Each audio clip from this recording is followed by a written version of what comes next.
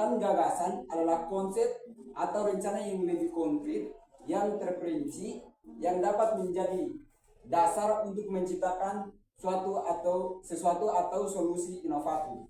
Oke, nah dalam ekonomi kreatif tidak hanya dibangun dari kekuatan modal, teknologi, sumber daya manusia, dan kemampuan dalam menggunakan konsep pemasaran, tetapi dalam ekonomi kreatif perlu adanya ide dan gagasan.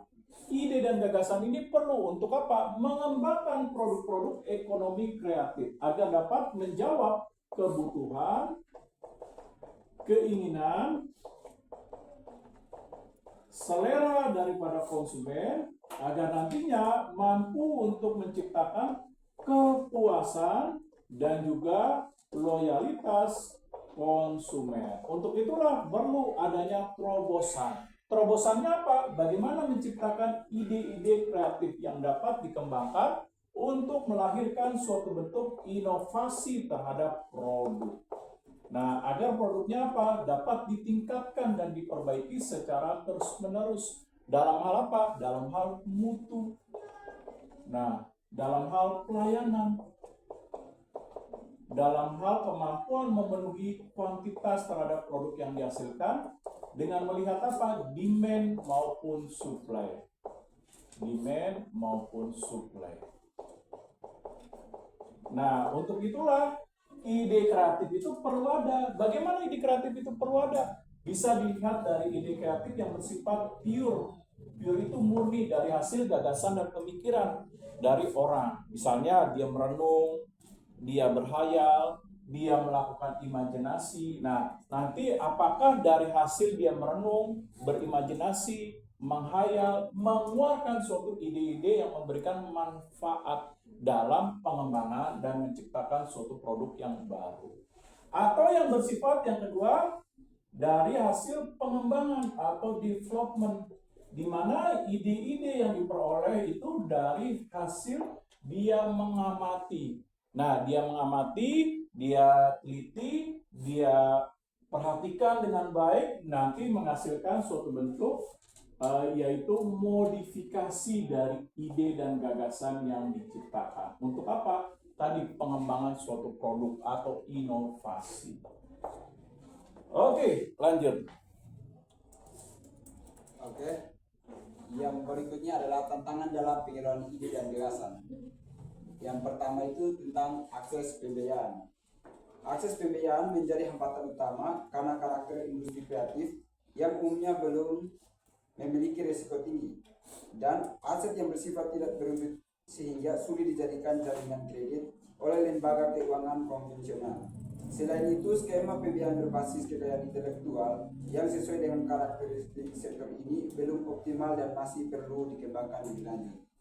Yang kedua itu perlindungan hak kekayaan intelektual atau HKI. Perlindungan hak kekayaan intelektual masih lemah sehingga pelaku ekonomi kreatif rentan terhadap pembajakan dan plagiarisme.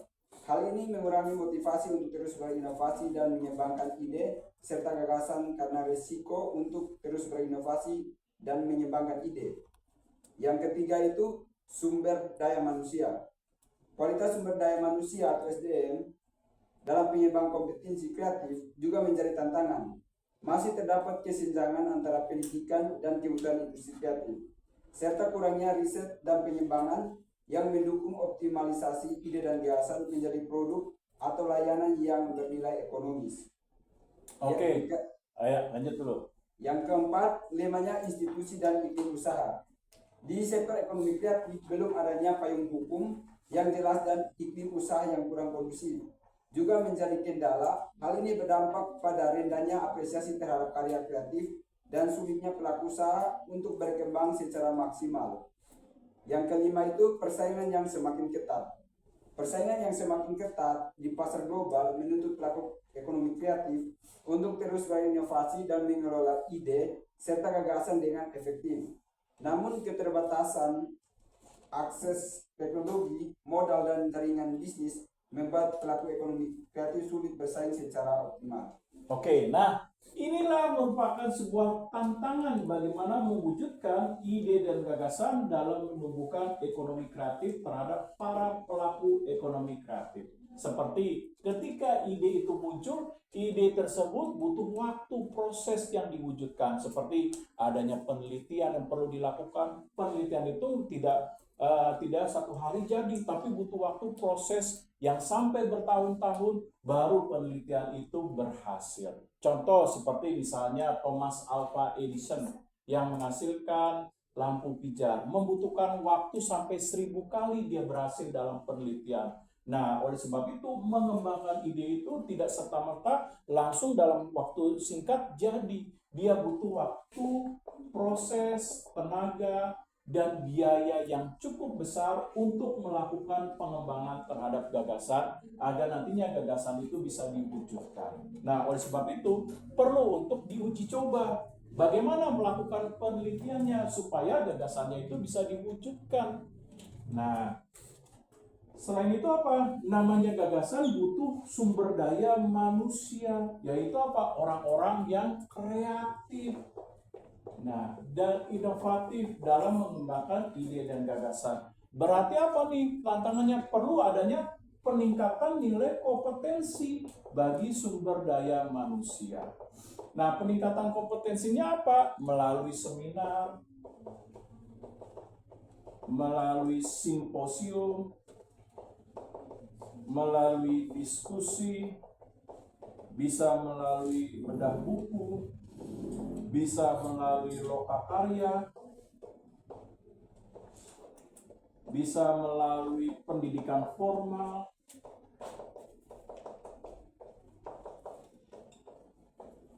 bisa melalui kursus, bisa melalui lembaga pelatihan, dan lain sebagainya.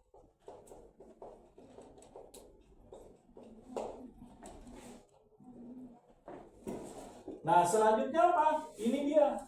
Terkadang tantangannya kurang dukungan keterlibatan peran serta dari lembaga. Nah, seperti contoh lembaga bank atau pembiayaan. Nah, terkadang tidak mau membiayai. Misalnya kita punya ide-ide kreatif dalam pengembangan produk, dinilai, wah, idenya ini masih belum jelas nih apa hasilnya, keuntungannya berapa, tingkat pengembalian modalnya berapa lama, lalu tingkat risikonya, belum lagi pengembalian investasinya belum tahu berapa lama. Nah, biasanya lembaga seperti lembaga keuangan, finansial, dan perbankan, dia tidak mau untuk mengambil risiko. Nah, oleh sebab itu terkadang bank sulit untuk memberikan bantuan karena hasil dari pengembangan ide dan gagasan berupa terhadap suatu bukti yang nyata itu tidak serta-merta seperti membalikkan telapak tangan. Butuh waktu, proses, uji coba, penelitian yang panjang. Nah, selanjutnya apa? Ini dia. Nah, karena persaingan yang ketat. Nah, kalau negara-negara maju, mudah melakukan ide dan gagasan karena kenapa? Sudah didukung dengan institusi yang baik, sudah didukung dengan adanya pelatihan, sudah didukung dengan adanya lembaga riset dan lain sebagainya, sehingga negara-negara maju lebih mudah dalam mengembangkan ide dan gagasan untuk meningkatkan inovasi produk dalam peningkatan ekonomi kreatif. Nah, sehingga mereka bisa meningkatkan kemampuan daya saingnya dengan lebih baik, seperti negara Jepang, Inggris, Jerman, lalu negara Cina sekarang memberikan pendanaan cukup besar sampai ratusan miliar untuk pengembangan produk ekonomi kreatif yang berbasis industri, yaitu menghasilkan AI, artificial intelligence, dan humanoid. Nah, humanoid itu robotik. Seperti apa? Sekarang ini kan banyak tuh, seperti robot yang polisi yang, nah itu betul. Lalu seperti contoh lagi, seperti sekarang yang sedang dikembangkan robot untuk perang. Nanti cuma dikontrol dari jarak jauh, pakai kemajuan internet. Nah, gak usah pakai tentara lagi, tentara tinggal duduk. Nah, perangnya melalui site komputer, internet dari jarak jauh. Nah, dengan robotik.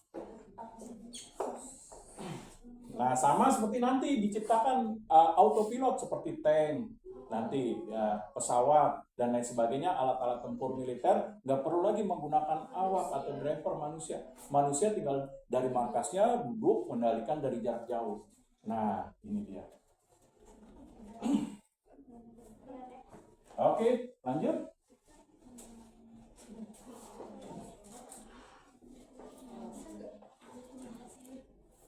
Oke, yang berikut strategi dalam meningkatkan pengelolaan ide dan gagasan. Penerapan strategi adalah proses mengimplementasi rencana jangka panjang yang telah disusun untuk mencapai tujuan tertentu dengan cara mengalokasikan sumber daya, mengorganisasi kegiatan dan mengerahkan seluruh agar strategi tersebut berjalan efektif dan efisien. Nah, di sini ada beberapa bagian. Yang pertama itu menciptakan ruang yang aman dan terbuka. Yang kedua itu mengadakan sesi brainstorming dan secara rutin. Yang ketiga itu memfasilitasi komunikasi terbuka dan diskusi konstruktif. Yang keempat itu berbagi pengetahuan dan keterampilan antara anggota tim. Yang kelima, pembagian tugas yang efisien dan sesuai dengan keahlian. Yang keenam, fokus pada tujuan bersamaan yang jelas dan terukur. Yang ketujuh, menggunakan tools kolaborasi digital. Yang kedelapan, membangun budaya kolaboratif yang saling percaya dan mendukung. Yang kesembilan, evaluasi berkala untuk pembelajaran dan perbaikan proses. Nah, inilah cara upaya pendekatan-pendekatan yang bisa dilakukan untuk meningkatkan nilai ide dan gagasan. Buka ruang terbuka, artinya berikan peserta kebebasan untuk menyampaikan ide, gagasan, kritik, saran yang membangun. Yang kedua, adakan sesi brainstorming. Brainstorming itu tukar pendapat, tukar ide, tukar gagasan. Nah, yang kedua, memfasilitasi komunikasi. Artinya, berikan mereka ruang untuk berdiskusi, berdialog. Nah, yang kedua, berbagi informasi mengenai kemajuan pengetahuan, mengenai ide-ide yang nanti akan dikembangkan, dan lain sebagainya. Lalu yang selanjutnya kita bisa melakukan pembagian, misalnya pembagian terhadap ide dan gagasan. Siapa yang nanti akan mengembangkan, siapa yang akan membuat konsepnya, siapa yang akan membuat desainnya, siapa yang akan melaksanakannya, bagaimana bentuk model desainnya, dan lain sebagainya. Nah, selanjutnya fokus pada tujuan bersama, yaitu berfokus apa penciptaannya terhadap ide-ide kreatif. Misalnya maunya ide-ide kreatifnya apa? Misalnya pengembangan terhadap industri otomotif yang sekarang banyak dikembangkan misalnya oleh perusahaan di China dan di Jepang berupa misalnya mobil sekarang yang bisa terbang. Nah, ada. Nah, lalu ada mobil sekarang yang ada di Cina yang sedang diuji coba, belum dipromosikan, yaitu yang bisa untuk digunakan di laut. Nah, tapi masih uji coba, kekuatannya masih 30 menit. Nah, belum dipasarkan.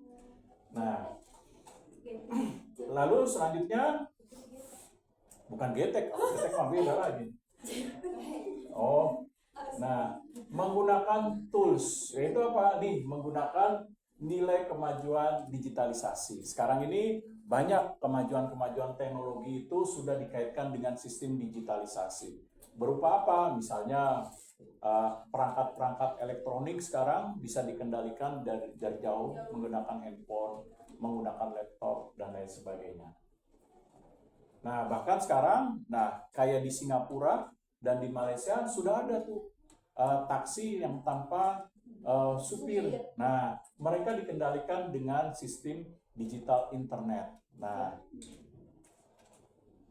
lalu membangun budaya kolaboratif, yaitu apa? Supaya ide kreatif dapat dikembangkan, berarti perlu untuk membangun budaya kerjasama, keterbukaan komunikasi dalam gagasan, ide, saran, kritik, dan lain sebagainya.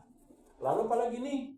Nah, namanya mengembangkan ide, jangan lupa dievaluasi, diperbaiki ide-idenya, kekurangannya di mana, apa yang perlu ditambahkan, apa yang perlu untuk diperbaiki, dan lain sebagainya. Nah, oke, ada yang mau ditanyakan sebelum slide berikutnya? Kalau tidak ada, lanjut. Selanjutnya, peran teknologi dalam mendukung sistem pengelolaan ide dan gagasan. Peran teknologi dalam mendukung sistem pengelolaan ide dan gagasan dalam ekonomi kreatif sangat strategis dan multifas. Antara lain, 1. Memfasilitasi pengembangan dan menyebarkan ide kreatif. Teknologi digital memungkinkan pelaku ekonomi kreatif untuk mengakses, mengelola, dan menyebarkan ide serta gagasan secara cepat dan luas melalui platform online, media sosial, dan marketplace digital. Hal ini membuka peluang kolaborasi tanpa batas ruang dan waktu yang mencapai inovasi produk dan layanan kreatif. Yang kedua, meningkatkan produktivitas dan efisiensi proses kreatif. Berbagai perangkat lunak dan aplikasi digital seperti software desain grafis, membantu editing video, dan alat produksi konten berbasis AI membantu pelaku kreatif menghasilkan karya dengan kualitas lebih tinggi dan waktu lebih singkat. Ketiga, mendukung perlindungan hak kekayaan intelektual dan monetisasi. Teknologi blockchain dan platform NFT memberikan solusi untuk melindungi hak cipta karya kreatif sekaligus membuka peluang pasar global bagi pelaku ekonomi kreatif. Yang keempat, mendorong kolaborasi dan ekosistem kreatif yang terintegrasi.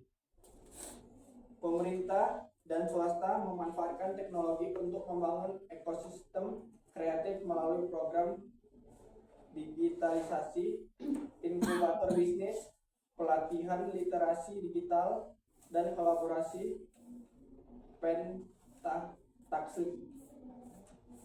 Kelima, memperluas akses pasar dan peluang usaha. Media online dan e-commerce memungkinkan pelaku ekonomi kreatif memasarkan produk dan jasanya secara langsung kepada konsumen global tanpa hambatan geografis.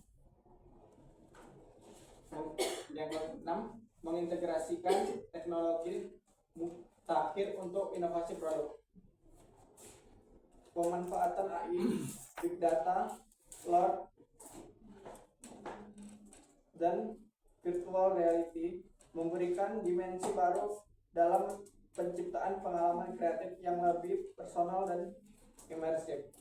Oke, nah kita harus mengetahui dengan baik dan benar bahwa kemajuan teknologi informasi ini merubah nilai tatanan dalam kehidupan manusia. Begitu juga terhadap bisnis. Bagaimana persaingan bisnis mengalami perubahan dengan adanya kemajuan teknologi informasi. Kita lihat sekarang ini, kalau bisnis hanya mengandalkan bisnis konvensional, membuka gerai, toko, lalu membuka showroom, dan lain sebagainya, hanya mengandalkan hal tersebut, kita lihat bagaimana rontoknya bisnis-bisnis konvensional. Seperti contoh kita lihat di Tanah Abang mulai sepi. Lalu pusat elektronik terbesar di Indonesia, Glodok, juga mulai sepi. Lalu pusat elektronik terbesar handphone di Indonesia yaitu Roxy juga sekarang mulai sepi. Lalu juga pusat bisnis industri, misalnya industri yang perabot rumah tangga, nah di Senen juga sepi. Nah oleh sebab itu, maka mau tidak mau teknologi harus kita manfaatkan. Jangan sampai teknologi menjadi musuh. Nah, teknologi kita bisa manfaatkan untuk apa? Untuk pengembangan ekonomi kreatif agar memunculkan ide dan gagasan yang baru. Seperti apa? Seperti contohnya, kita bisa memanfaatkan mesin pencarian Google terhadap upaya untuk bisa mendapatkan informasi dalam pengembangan ide dan kreativitas dalam pengembangan ekonomi kreatif. Nah, supaya apa? Supaya dengan membaca artikel, jurnal berupa pengembangan ide kreatif, maka kita bisa memperkaya ide kreatif dalam pengembangan usaha. Lalu apalagi kita bisa memanfaatkan berbagai media sosial. Seperti misalnya contoh FB, Instagram, TikTok, dan lain sebagainya. Nah, kita bisa memanfaatkan dan melihat konten-konten yang memberikan edukasi terhadap pengembangan ide kreativitas untuk ekonomi kreatif. Kita bisa lihat supaya nanti kita bisa pelajari, amati, dan kita bisa menimbulkan sesuatu hal inovasi yang baru berupa prinsip daripada ATM. Amati, tiru, dan modifikasi. Lalu apalagi kita bisa menggunakan media sosial seperti FB, Facebook atau Instagram dengan membuat seperti misalnya komunitas yang sifatnya misalnya komunitas online. Nah, yang dimana para anggotanya bisa bertukar apa? Gagasan, ide, menyampaikan saran, menyampaikan kritik yang tujuannya untuk meningkatkan gagasan ide dalam pengembangan ekonomi kreatif seperti inovasi produk. Nah, lalu apa lagi? Pemanfaatan teknologi. Nah, selain itu membuka nilai akses. Nah, pasar yang baru. Serta bentuk pelayanan yang baru dalam memasuki pasar. Nah, contohnya bagaimana? Contohnya seperti dengan adanya berbagai platform media sosial yang berbasis kepada teknologi informasi dengan penggunaan internet, maka dapat meningkatkan nilai akses pasar. Ekonomi kreatif dapat memasarkan produknya seluas mungkin tanpa harus terbatas dalam kemampuan melakukan marketingnya dengan bisnis konvensional. Dengan adanya internet berarti apa? Membuka akses pasar yang lebih luas, bisa memberikan pelayanan 24 jam. Nah, lalu bisa memasarkan produk 24 jam, mau malam jam 2 malam boleh silakan. Anda mau live jam 2 malam, kan suka ada tuh jam 2 malam tetap masih ada live. Jam 12 siang, jam 12 malam. Lalu ada yang pagi jam 2, jam 3. Nah, silakan ada yang subuh. Nah, ini bisa memperluas akses pasar dalam melayani konsumen, mempromosikan produk, dan lain sebagainya. Lalu apalagi memudahkan dalam membuka bentuk ekonomi kreatif dalam mengembangkan ide. Seperti apa? Nggak perlu lagi pusing-pusing memikirkan berapa ya biaya untuk sewa gedung, sewa ruko, sewa di mall. Nah, dengan adanya pemanfaatan pemanfaatan teknologi informasi berupa pengolahan ide dan gagasan berarti apa? Membuka jenis usaha yang baru berupa shopping online atau toko online. Nah, ini merupakan pengembangan ide dan gagasan dari kemampuan dalam pemanfaatan teknologi informasi. Nah, selanjutnya apa? Selanjutnya dikatakan bahwa teknologi informasi itu juga mendukung kesadaran masyarakat, para pelaku ekonomi kreatif untuk apa? Untuk mau secara sukarela dengan kesadaran penuh agar mendaftarkan diri dalam kekayaan intelektualitas berupa hak patennya, hak mereknya, hak dagangnya, atau hak distribusinya.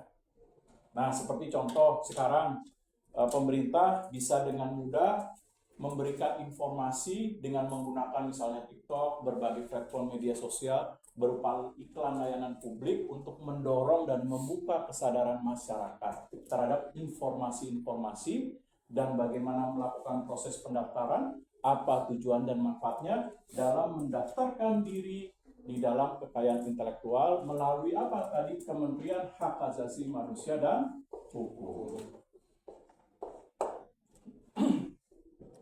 Oke, lanjut.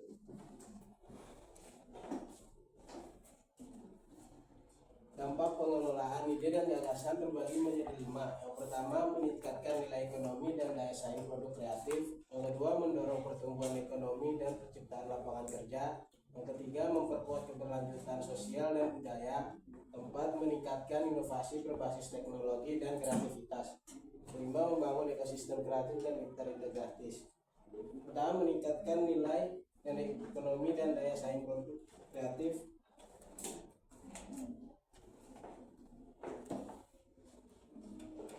Pengelolaan ide yang efektif memungkinkan transformasi gagasan kreatif menjadi produk dan layanan bernilai tinggi yang memiliki keunikan dan daya saing di pasar lokal maupun global.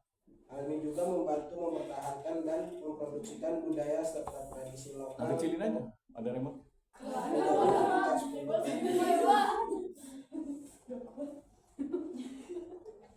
Yang kedua, mendorong pertumbuhan ekonomi dan penciptaan lapangan kerja.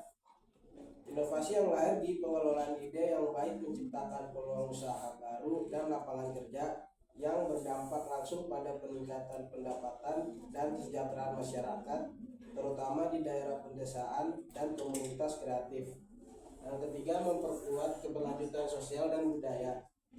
Dengan mengelola ide secara baik, ekonomi kreatif dapat menjaga kearifan lokal dan nilai budaya agar tidak tergerus oleh tekanan pasar, sekaligus menghindari konflik sosial terkait kepemilikan sumber daya dan hak kekayaan intelektual.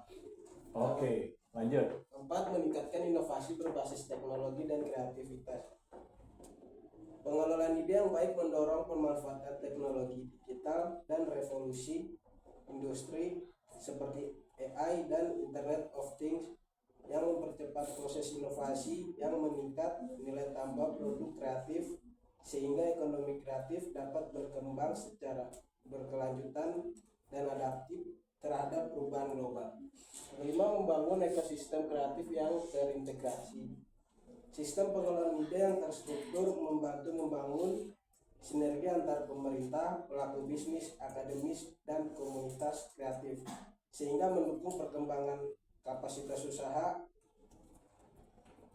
penetrasi pasar, dan promosi produk kreatif secara efektif.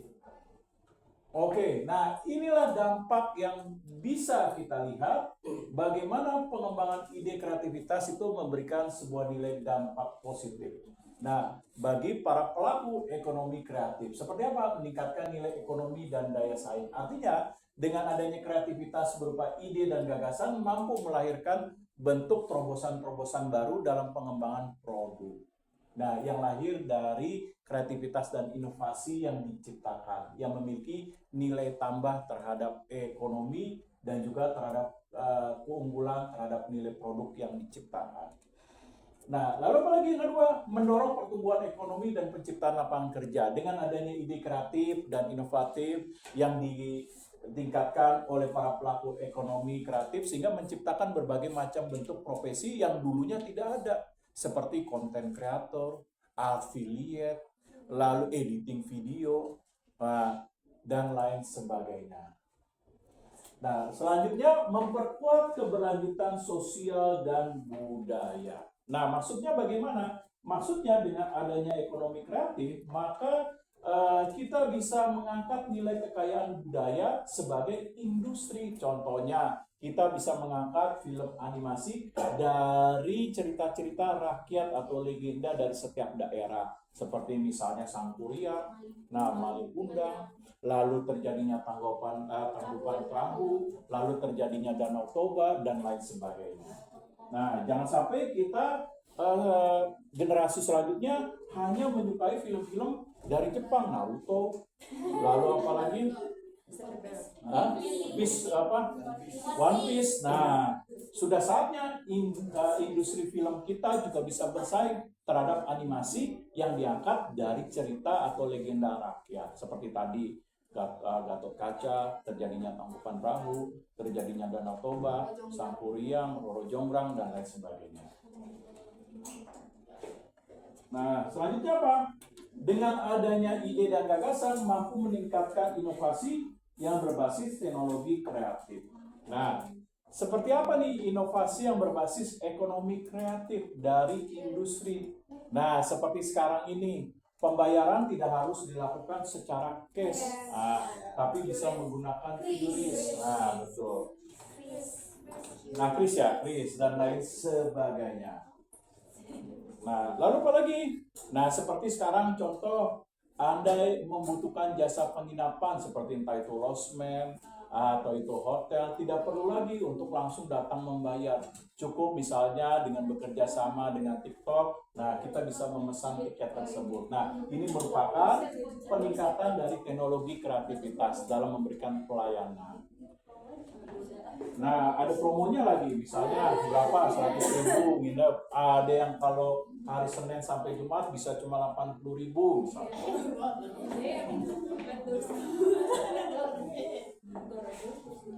Nah, lalu apa lagi? Bisa membangun ekosistem kreatif yang terintegrasi. Seperti apa? Seperti mengumpulkan berbagai industri-industri ekonomi kreatif untuk bisa dipasarkan produk dalam satu platform. Seperti contohnya menggunakan Tokopedia, Shopee, Lazada, dan lain sebagainya. Nah, seperti Tokopedia kan ada tuh dari industri keripik, misalnya ada Maichi, lalu apalagi industri keripik yang pedas dari Maichi, industri keripik Sajado, terus industri keripik Sangkuriang, dan lain sebagainya. Ya, ada lagi apa Ciuma? Kayak gimana tuh Ciuma? Oh, Lidi-Lidian, oke. Oke, lanjut. Oh, banyak izinnya. Kesimpulan, pengelolaan ide dan gagasan merupakan proses sosial yang